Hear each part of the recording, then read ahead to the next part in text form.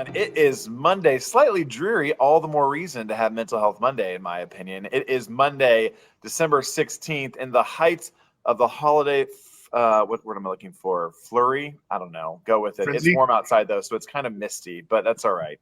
I'm Mayor Chris Jensen, Noblesville, Indiana. Welcome to another edition of Mental Health Monday here. I am joined once again by my hero, Kristen Boice, the owner of Pathways to Healing Counseling. Good morning, Kristen. Good morning, Mayor Jensen. I'm so glad to be here, and I'm so excited Patrick's joining us today. Yes, speaking of Patrick Propst, the Executive Director of Serve Noblesville, just a true staple in the community and somebody who can talk to us a little bit about service and how that can help this time of year. So Patrick, welcome to Mental Health Monday. Thanks. Great to be here. I've tuned in many times, first time guest. Is that how it goes? A long time listener, first time guest. I love it. Yeah, if you listen to Mental Health Monday long enough, we'll have you on as a guest, folks. So that's what Patrick is here to teach you about a little bit today. So, no, I'm excited about this. Obviously, next week is Christmas. There's a lot of emotions going on around the holiday. There's a lot of emotions around the weather. There's just a lot of emotions around a lot of things right now. Certainly in Noblesville, I know that's across the world, and we know we have viewers from across the world. So I'm honored to get this kicked off here today. We're going to talk a lot about service, around dealing with holiday pressures, around some seasonal depression. Kristen Boice can really lead us through just about anything. So that's why we're so glad to have this conversation. That's a lot of pressure to put on you. Sorry, Kristen. But we'll just start with a low-hanging fruit softball. We need to do some square breathing before we get started with any serious conversation, right? Yes, we do. Here's what I want to say to everybody. You matter, you're important, and you're loved, and you're enough. And this season can bring up so much grief and sadness and anger and fear and all of the emotions. And the number one thing we want to work on is centering ourselves. So we're leading with centered messages, and our bodies are regulated. So whenever you feel triggered, which we all do, okay, we want to come back to regulate your nervous system. So we're going to focus on our breath. We put our feet on the floor. This helps ground us in the present moment. So we're not focused on the past. We're not focused on the future. We're focused on right here and now. So we're going to inhale through our nose for 4. We're going to hold for 4. And the key is a slow exhale out your mouth. And almost like you're cooling soup or cooling a cookie if you're working with kids. And what this does is it helps your nervous system really come back from escalation to de-escalation. So let's practice together. Feet on the floor, a deep, big inhale through your nose. Hold, and then a slow exhale out your mouth.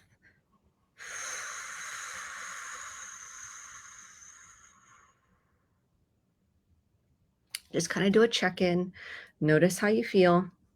Let's do one more deep inhale through your nose. And release all that tension and tightness.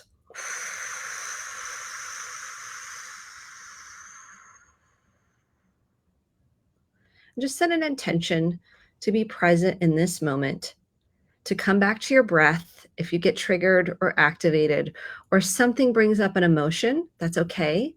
Come back to your breath, feel your feet on the floor, and recenter. Awesome. Again, I do a lot of this all the time. Try to get my kids to do it as well. It's really important, especially this time of year, to just slow down for a second, breathe, which seems like such an easy function, but if you're intentional, it can be a game changer for you. So, hey, before I turn it back over to you guys to talk about this season and then also pivoting to service, I just want to say, if anyone has any questions, Kathy Hines has already said Merry Christmas in the chat. I love her.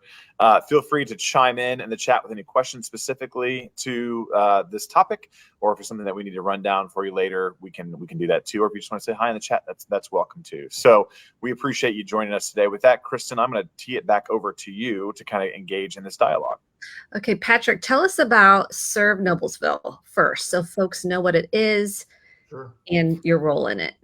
Yeah, absolutely. Serve Noblesville's it's been around for a while in the community. We started back in kind of 2012. It just was a collaboration of a number of churches and youth pastors that wanted to provide an opportunity for local service for our students and families. Slowly, it began to pick up recognition from other businesses and organizations in the community. In 2018, we became a full nonprofit to operate independently to make it a little bit easier for some of those community partnerships. Most people know us for our Serve Week. It is certainly our flagship program. It's the largest single volunteer service event in Hamilton County, which we're proud to host, where we mobilize about 1,000 volunteers over 4 days on hundreds of projects, about 100 projects throughout Hamilton County. But we do more than that as well. We also we host Fun Fest, which stands for Food, Unity, and Neighbors.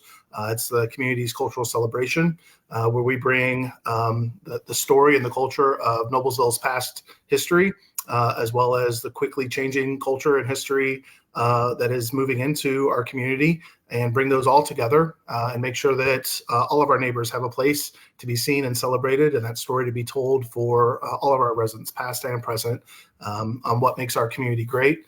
And then the other program that we've had as a staple has been Come Together Week, where we invite the community to host parties. It's a really difficult event to invite the community to throw parties. Host gatherings, celebrations, invite the business community to celebrate their employee, staff, or find some creative way to connect with the community. And that's all about just reducing isolation, creating connection. Again, those produce and improve mental health. We also see that as that happens, intergenerational, that's a proven success for generational success among younger people. And then last year we launched a new program called Charming Noblesville that has 3 new initiatives. Impact Noblesville, which is a citywide website that hosts volunteer opportunities for any nonprofit.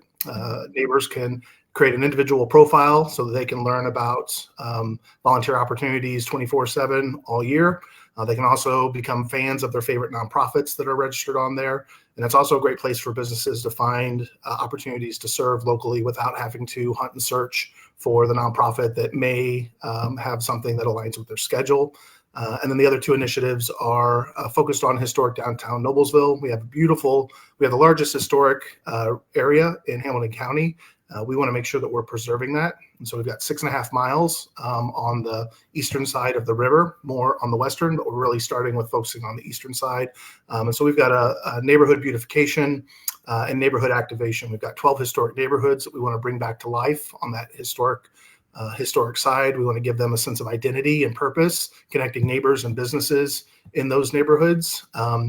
Then we also want to create beautification. We've started a mural walkway in downtown Noblesville. We currently have 12. Eventually, that'll be about a 3.5-mile walkway for people to enjoy just beauty and the arts in the historic downtown. We want to plant flowering trees throughout our historic downtown so that Noblesville is a flowering city. I don't know of too many Midwest flowering cities, and I think it'd be really beautiful for us right before Peony Festival for people to also come to town to also see just the city in full bloom. And so we've got a number of different initiatives. We launched that last year. We looked at getting that in full gear this year. But really, the goal of Serve Noblesville is about connecting people. Regardless of all the programs we do, all of our programming is how do we get neighbors connected to one another, get them to meet one another in ways that are fun, interesting, and benefit one another. You've got some really significant things people can get involved with.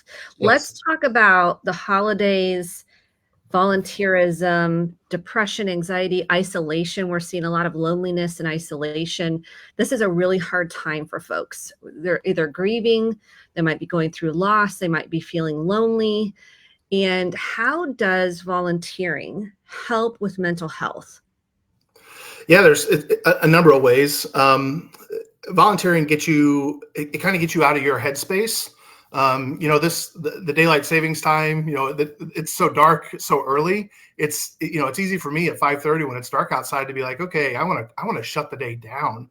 And so it's easy for me to spend more time if I'm not aware of what's going on, more time to just be at home and to be kind of cut off from what's going on in the community around me. And certainly it's okay to take a break and stay home and get rest. But I know I do have to be intentional about staying engaged with others. And volunteering is a great way to do that because it puts your mind in a certain posture that helps to kind of keep kind of that, what I say is stinking thinking, kind of keep that at bay. And so in volunteering, you're focused on the other. So you get out of your own ruminations, your own headspace, and you naturally kind of become curious or compassionate. or aware of what is going on in others' lives. That's good for emotional intelligence. It's good for you to just recognize, kind of take a survey of kind of where your own life is, and you kind of come to learn to appreciate kind of your own status of what's going on. It also reduces all the good chemicals. They used to call it, I think, the helper's high when you volunteered, that you kind of got this boost of just confidence. Feels good to help someone, gives you a good sense of self-worth. And so it just, all those things stacked up on top of each other are just beneficial. It also gives you a place in connection of community identity, a sense of place of, I now own this place because I have some ownership here because I've served here, or I've served the community here. And so I have a sense of belonging. I've created a sense of us in our own community. I think it gives you purpose and meaning. I think a lot of people feel like, why am I here? Like, what's the point of me being here? Like, what is my purpose? I feel lost. And why, do I even matter? And I think this can really help people feel like they have a purpose and are finding meaning in their life. Absolutely. And how do you help people step out of their comfort zone? Because some people are like, I'm uncomfortable. I'm scared to go. I don't know anybody. I don't even know. How do you help people step out of that comfort zone? Yeah, I think a few things to think about in doing that is try to find something that aligns with your passion. That helps. If you can find a way to volunteer that gets you excited, whether that's around food or whether that's manual labor or whatever. If you have a group of friends that you trust or feel comfortable with, do it with them. It'll help take some of that kind of social anxiety of like, I don't know where I'm going or who I'm going with. It kind of helps break that down. It also gives you a shared experience to talk about later and kind of process, and maybe that becomes a routine. I think also is just be realistic. Nobody's looking for you to save the world. And so don't feel you have to go out there and, be Gandhi or Mother Teresa. Go out and do what you're able as you're able. And so if that's 30 minutes, if that's an hour, whatever that time frame for you is, kind of understand and kind of set that in your mind of what that is and do that, and then be done. Don't feel like you have to go in and commit, an 8-hour shift of volunteering in order for it to be meaningful or impactful. Yeah, I remember. Oh, go ahead. No, go ahead. I was just going to say, I heard a speaker, Dr. Kent Millard, say, and it was around this time, and it was probably 20 years ago. And someone asked, how do I work through this depression? I feel super depressed. And his answer was, go out and help someone else. Yep. And I guarantee you will feel better. Go out and help someone else. And that's hard to do when you feel depressed, because you're like, I'm barely getting a shower. I'm barely getting out of bed. Yep. And so I think this is one of those kind of, you're really hanging in on that mantra that if I help someone else, this will help me at the same time. It's like double bang for your buck, and kind of talking yourself through it, saying, I know this will be helpful, even though part of me might not want to do it or doesn't feel like doing it. Yeah. I think John Maxwell in his leadership series, I think one of the things he talks about is how he tries to intentionally create value in someone else's life. And so even if going out and signing up to volunteer somewhere feels like a big step for you, that may be huge. I think even you can break it down into something smaller and say, okay, like how can I try to offer some value into someone else's life? And so I try to do this in fun little ways throughout my day, where if I go to the grocery store, I try to interact with the cashier at a real personal level. Try to, hopefully I can see their name tag and I can use their name, right? When you use someone's name, who's a stranger, it automatically, it is shown by science, it automatically improves, starts kicking off those positive endorphins because you're seen, like you feel seen.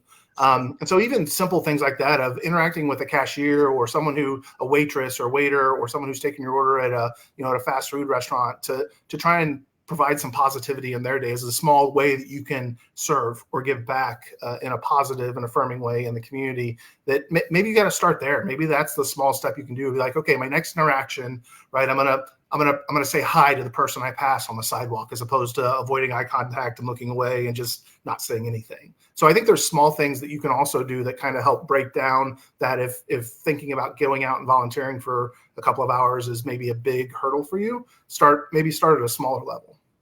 Yeah, I was just going to comment. I think now I have three things I want to say because you kept building on them. But one, I love the Kroger. I always try to use their name on the name tag, which Julie Jensen thinks is hilarious. But to me, it's like you can see their name and ask that question. I think that's a great way to, from a micro standpoint, how can you make a difference today? And it's that interaction, because I think you're right. Some people just the signing up to go volunteer at Good Samaritan Network or whatever it may be is just too much of a leap for some people. That micro level is really, really important. Second thing I have tried to preach and here is that I do think as human beings, we want to help others. Like, we are wired to help others. I see folks that are going through tough times that don't want a meal train or think they're a burden. I'm like, you're actually helping. If you let somebody else help you, you're helping that person too. We are wired that way.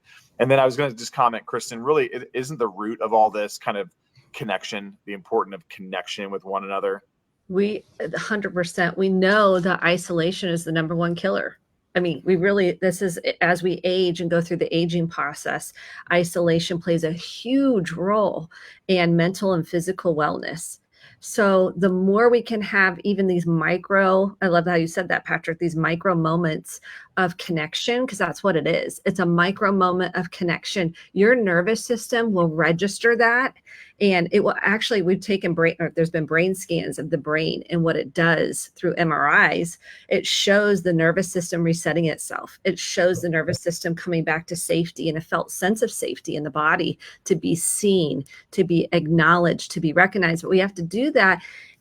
A choice we make is an intention we set to say, you know what, like you said, Patrick, I'm gonna notice the one person. I'm gonna set out to notice one person today in my interactions. It could even be in your car. You can look to the car next to you. I've done this before. It's my smile experiment. And I almost look so cheesy. And I'm like, hey, it's to say, I see you and you matter. And I mean it. And I'm sending them kind of, I know this sounds cheesy, but love, like to say, you matter, you're important. So that really makes a difference, connection. It's what we're neurobiologically wired for as humans.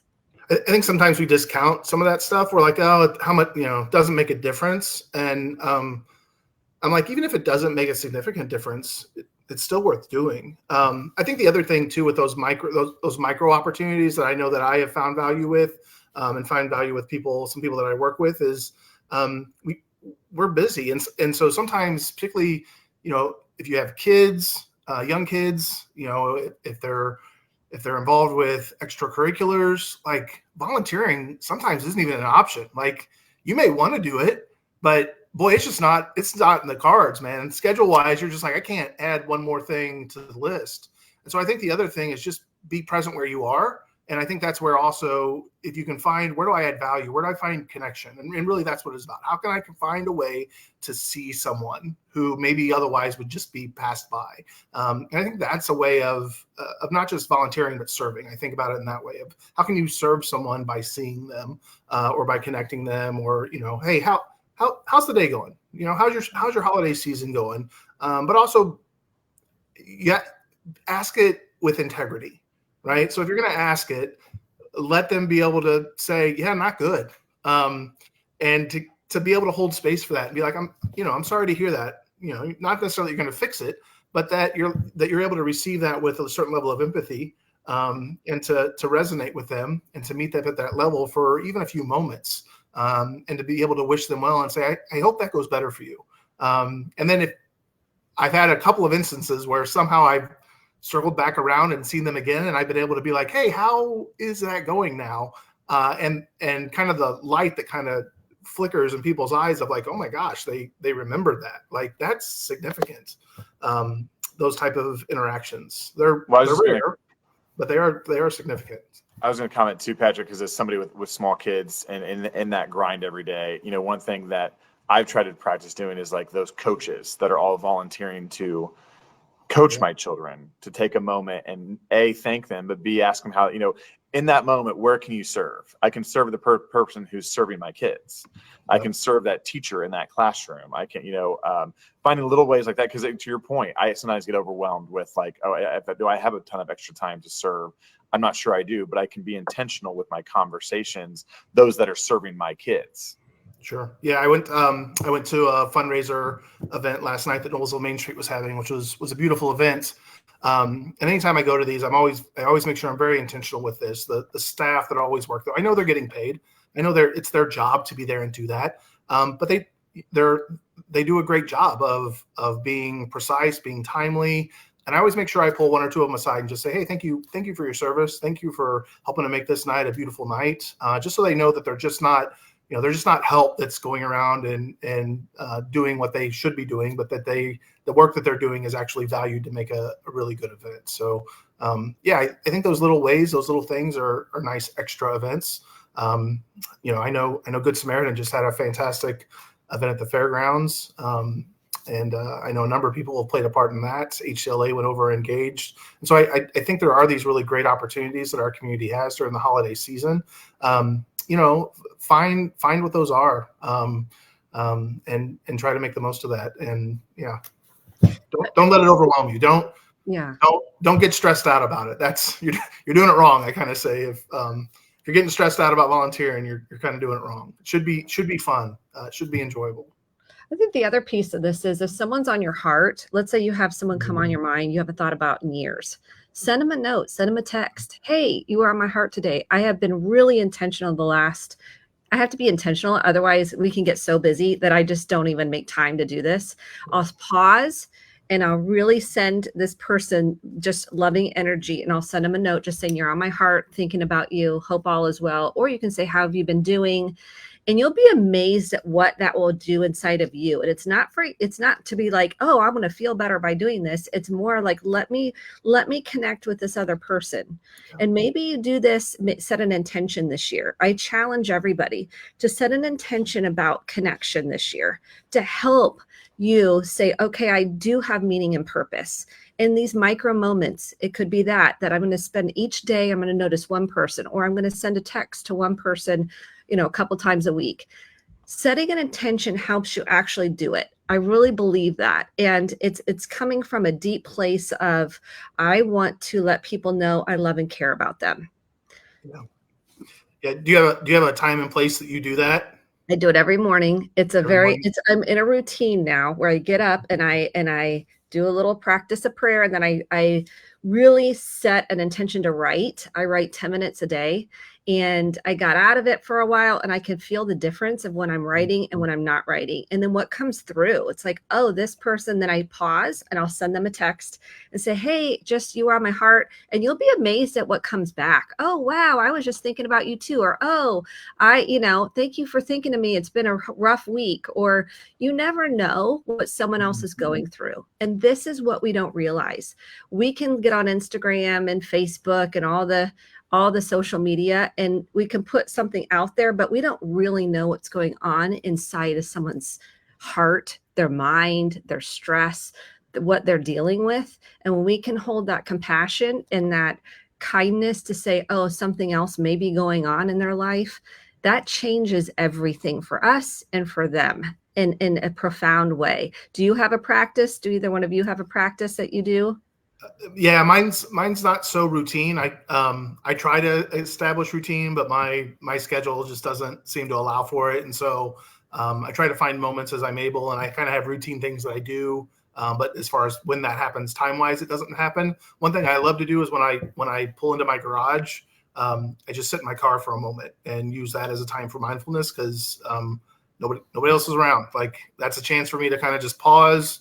I can kind of lower that anxiety, kind of that, that the square breathing is kind of a practice there to decompress, to transition.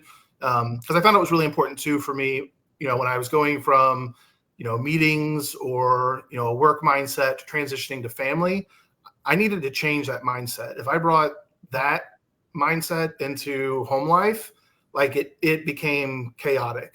And so I needed to make sure, like, no, I need to be attuned to my family. I need to be present. I need to be aware. And I can't just, some people can walk through the door and that switches for them. That's not me. So I have to intentionally kind of take everything and unpack it and then be like, okay, time to go in and interact with my family and be present for them and be with them, not just physically there.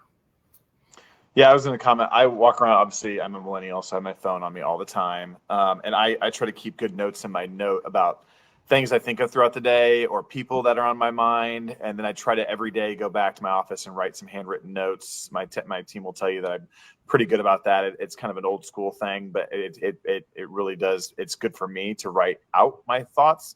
But then also I think it's good for people to receive a handwritten note there too. And I was taught a long time ago in a past job by somebody the importance of, if you wake up in the middle of the night with something on your mind, or Patrick, to your point, sitting in the car before you walk in the house, make a note of it and then flush it out of your mind and know that you're going to go back to it. Don't dwell on it. Try to write it down somewhere and then move on until you can accomplish that. So I try to practice that, to somewhat put that down and then deal with it and then move on to the next thing. So I'm not just carrying it with me or trying to remember throughout the day. Yeah. They're powerful ways. What do you think is the number one way during this season that it could be helpful, Patrick, for people that are, emotionally going through a lot? What do you think is the number one thing that could be helpful to them? Yeah, I think if you're feeling stress, if you're feeling anxiety, if you're feeling grief or heartache or the loss of someone, I think give yourself permission to feel that. It's okay to feel that. So give yourself permission to be there. If you have someone that you can share that with, I think that's always helpful to not have to sit in that mental space alone. Whether that's a trusted friend or a partner, pastor, therapist, whatever that is, find a way to share that. Because sometimes when we get those things, I know sometimes I think things, but sometimes then when I say them, I'm like, has a different impact when I hear it out loud or hear it coming out of my mouth. And so, and sometimes that's healing, and sometimes it's diffusing. So it is beneficial in a couple of ways. But I think when you're with all that's going on, or can be going on, I think give yourself permission to feel it. Don't fight it. Fighting it seems to just kind of make it worse. And so if you can recognize it and see it and give yourself space to sit in that, that's helpful. But then also try to find the things that give you joy and give you pleasure. This should be a season of joy and of light, and of beauty and of harmony. And so find what those nuggets are and pursue them. Try to be intentional with those people, those events, those sweet treats, whatever they may be. Give yourself permission to enjoy those as well.